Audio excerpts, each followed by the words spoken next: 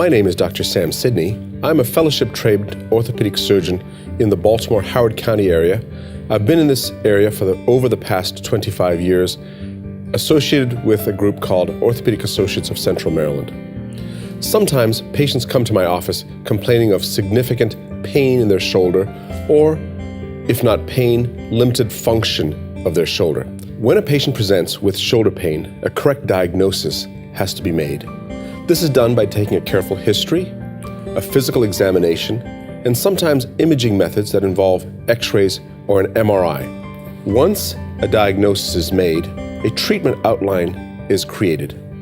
This would include physical therapy with home exercises, pain medications, anti-inflammatories, occasionally injections, and time.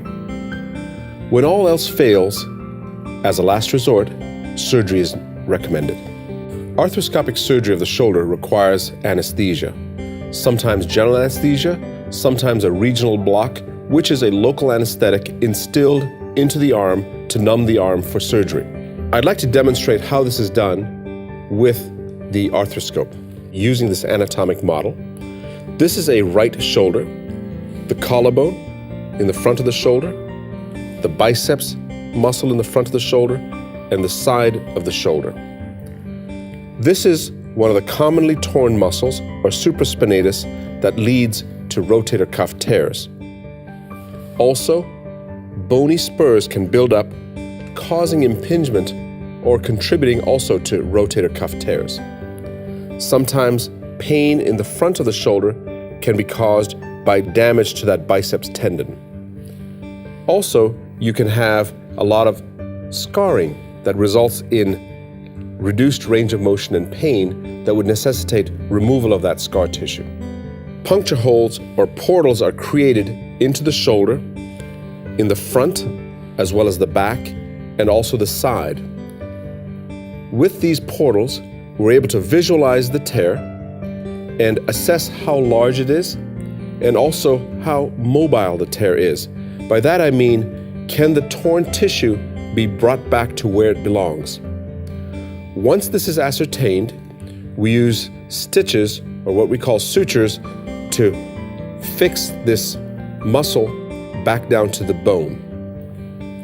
Healing after rotator cuff surgery is a somewhat long, drawn-out process. Depending on the type of tissue, the size of the tear, sometimes the recovery is quick, sometimes it's quite slow. The length of this recovery is determined by the degree of damage to the rotator cuff. Initially is a period of rest where ice, pain management, healing of the portals is allowed. Then passive range of motion. By that I mean a physical therapist will move your arm. And then when we feel the muscle is adequately healed, we would start active assisted range of motion. That means where you help the therapist move the arm, and then comes the final phase of strengthening. The process of early immobilization can be up to 6 weeks, sometimes longer. Then the progressive strengthening, another 6 weeks. Patients continue to improve for up to a year. After successful rotator cuff repair surgery, one can expect relief from pain and near full function of strength and mobility. I'd like to thank you for watching this video. If you have any problems with your shoulder, either myself or any member of my team are here ready to assist you.